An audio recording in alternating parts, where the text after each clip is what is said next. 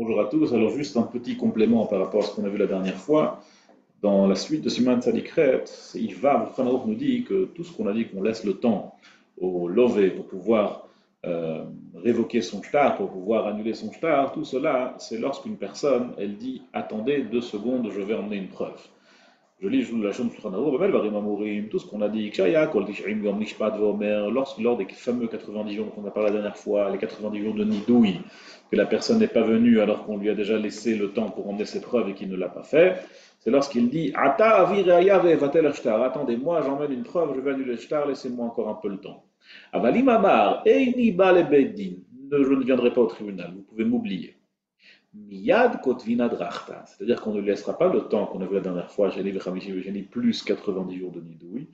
Tout cela, c'est lorsque la personne, elle demande encore à ce qu'on lui laisse du temps pour pouvoir organiser ses preuves. Mais si le monsieur nous dit je ne viendrai pas au Bédine, alors on l'attend pas un seul jour. Miyad kotvina drachta, tout de suite on écrit un shtar à drachta, ben à la karkaot, et ben à la métal, que ce soit sur des biens mobiles ou immobiliers. Vechelim ashtar al pikadon, ainsi si c'est sur un pikadon, c'est quelque chose de clair, c'est quelque chose de net. Il n'y a pas à révoquer ce shtar, c'est un bien que je lui ai confié, il est censé me le rendre. Kotvin adrachta al nechasa ou miyad, on écrit tout de suite une adrachta. C'est-à-dire que cette adrachta, c'est quelque chose qu'on écrit uniquement lorsqu'il y a une vraie raison de l'attendre. S'il n'y a aucune raison de l'attendre parce que, par exemple, il nous jette, s'il ne veut pas venir au bedding, ou s'il s'agit d'un picadon, le picadon c'est clair, c'est quelque chose que je lui ai confié, donc il n'y a pas ici de quoi révoquer. Dans ces deux cas-là, s'il ne rembourse pas tout de suite, kotvin adrachta, et on ne lui laisse pas de sursis de nidouille. On va sauter les derniers films de Siman Tzadikret, ce sont des films qui ne sont pas très nogel et maasé. On va commencer ensemble Siman Tzadiktet.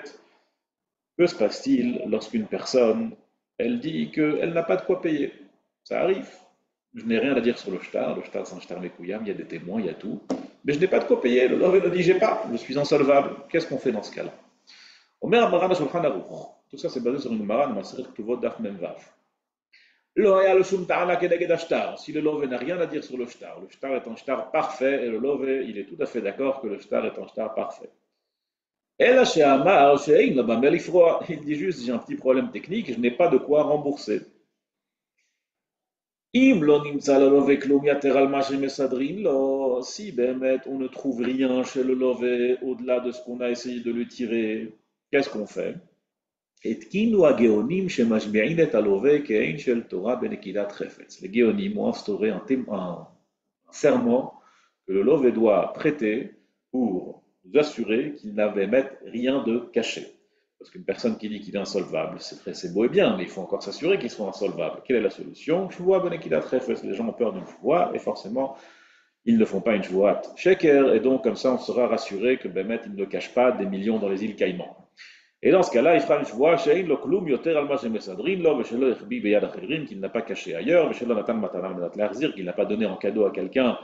Ça aussi, les juifs, bon, ils sont intelligents, alors qu'est-ce qu'il va faire? Il va faire un truc, je vais faire matanal manat larzir, je vais donner un cadeau à quelqu'un, à condition qu'il me le rende, comme ça je n'ai pas d'argent techniquement au moment où je fais la chevoie, et par la suite il pourrait récupérer ses biens. Donc ça aussi, on lui fait prêter servant qui n'a pas donné matanal manat larzir, on a pensé à tout. Et au passage, on ajoute dans cette chevoie une solution pour la suite, parce que maintenant il n'a pas d'argent, mais Bezrat Hashem, par la suite, Akadosh Baruch Hu, Yarviach lo parnasato, et dans ce cas-là, on lui fait prêter serment que tout ce qui va gagner par la suite, tout ce qui va rentrer dans son domaine ou dans ses mains, que de ce qu'il va gagner par la suite, il ne va pas donner cela à ses enfants et à sa femme. Il ne va pas s'en occuper il ne va pas s'en utiliser pour s'occuper de ses enfants pour partir en vacances et pour donner un cadeau à des gens. Et là, il va sortir juste de quoi manger 30 jours et s'habiller 12 mois, d'accord, qui sont le strict minimum de Sidour Baal Chov qu'on a déjà vu auparavant, qui sont le strict minimum pour pouvoir survivre un certain temps. Mazon alors juste de quoi se sustenter, juste de quoi se couvrir. Pas maintenant de quoi acheter des choses qui valent très cher, mais juste pour pouvoir manger, pour pouvoir survivre. Mais pas non plus de quoi s'acheter des costumes luxueux. Et la quai d'alcool, juste pour pouvoir s'habiller normalement. Tout ce qui est au-delà de ses besoins du strict minimum de 30 jours pour se nourrir et de 12 mois pour se vêtir, Tout cela, il va donner à ses créanciers selon les dates de créance. Premier créancier passe avant tout le monde, deuxième passe avant le troisième, etc. Jusqu'à ce qu'il rembourse toutes ses dettes. Et on fait aussi un kherem sur toute personne qui est au courant, une personne, que cette personne-là cache quelque chose et il ne dit pas au beddin, parce qu'il faut faire peur aussi aux autres.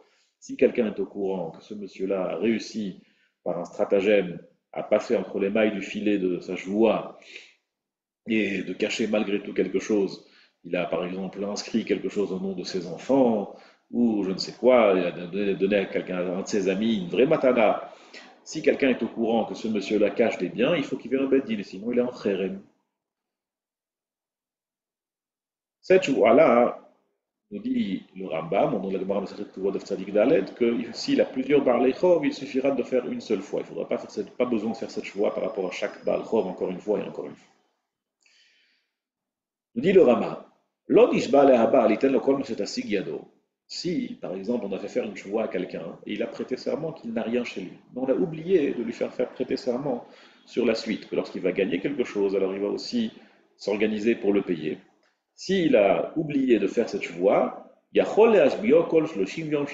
les 30 jours, il peut encore revenir chez lui, tant qu'il n'a pas encore remboursé, pour lui faire prêter ce serment à nouveau qu'il va rembourser dès lors qu'il va gagner de l'argent, il va l'utiliser pour rembourser son Baal Chov. Que se passe-t-il si après avoir prêté serment, tout d'un coup, on trouve de l'argent chez le lové? Ça va arriver. Si on trouve de l'argent chez ce lové qui prétend ne pas avoir d'argent, ou après avoir prêté serment qu'il n'a pas d'argent, qu'il n'a rien caché. Et là, l'excuse magnifique qu'il nous donne, le lové, va marcher la chérimou, c'est pas mon argent ça. Ça c'est l'argent de mon voisin qui m'a donné pour me confier. Oh, quelqu'un m'a donné l'argent pour que je le fasse fructifier. On ne l'écoute pas jusqu'à ce qu'il puisse me prouver. Quelle est la raison de cela? Chazaka, que tout ce qui se trouve chez une personne, c'est à lui. Sur cela, ajoute le Magid Mishneh, apporté ici le Rama, il ramène ça au nom du Magid Mishneh, que en vérité, ce monsieur, il a un migo. C'est quoi le migo qu'il aurait pu dire? Premièrement, s'il y a des témoins qui disent qu'il a de l'argent chez lui, il aurait pu dire il n'y a jamais d'argent, j'ai jamais eu d'argent chez moi. Faux, n'importe quoi. Prouvez-moi que j'ai eu de l'argent. Pouvoir le prouver. Ou bien, il peut dire c'est de l'argent que j'ai rendu. Ça veut dire, même si on a une ta'ana, que ce monsieur, il a de l'argent chez lui, d'accord, et lui, il peut dire toujours que il peut dire donc dans ce cas-là, il a un migo.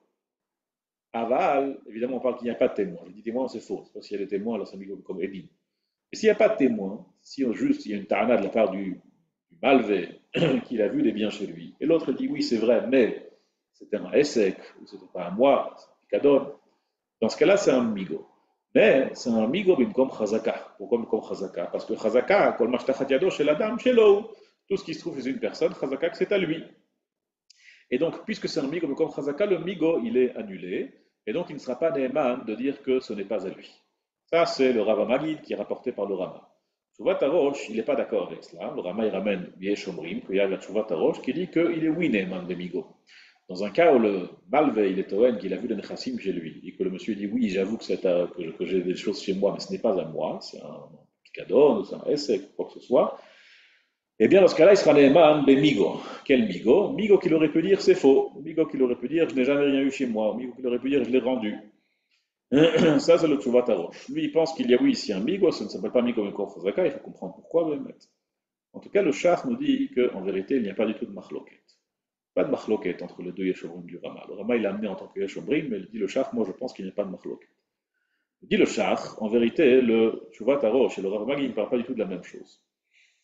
Nous dit le Shach, selon si, que les deux cas sont différents. Dans un cas où l'argent a déjà été vu chez lui, dans le Beddin, alors les coups, les Alma, il ne fera pas Neheman dans Saouda que ça appartient à quelqu'un d'autre, parce qu'il n'a pas de migo. Mais dans un cas où on ne l'a pas encore vu dans le Beddin, dans ce cas-là, le monsieur, il pourra être Neheman de migo de dire que ça n'a jamais été chez lui. Donc, pour résumer, si l'argent a été trouvé chez le. Si l'argent a déjà été vu par le Beddin, dans ce cas-là, le migo il est annulé. Ça, c'est ce que le Rav Maki nous dit que c'est un migo bimkom edim. C'est un migo bimkom chazaka, pardon, parce que chazaka kol mashtrat doshel adam shelo. Mais si ça n'a pas encore été aperçu par le Beddin, ça n'a pas encore été mira dans le Beddin, c'est juste une ta'ana du malve qui voit de l'argent chez lui. Dans ce cas-là, on ne dira pas on dira qu'il y a oui un migo, et il pourra être néma ben migo qu'il n'a jamais eu. En tout cas, pour clarifier la fin de cette halakha, un monsieur chez qui on a trouvé de l'argent, il faudra vraiment qu'il trouve une bonne excuse. Comment est-ce que l'argent se trouve chez lui? Il faudra vraiment qu'il emmène une réaya, a priori, sauf dans un cas extrême où il y a un migo. Mais si on sait, termine le Rama, si on sait que ce monsieur, il a de l'argent qui lui a été confié par d'autres personnes, dans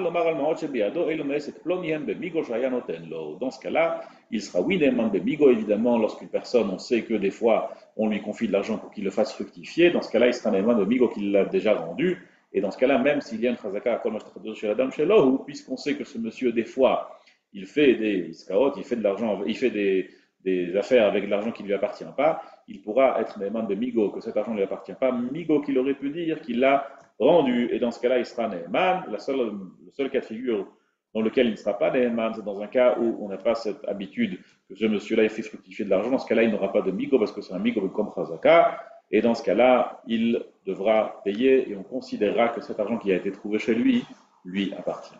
Tolto, et à bientôt.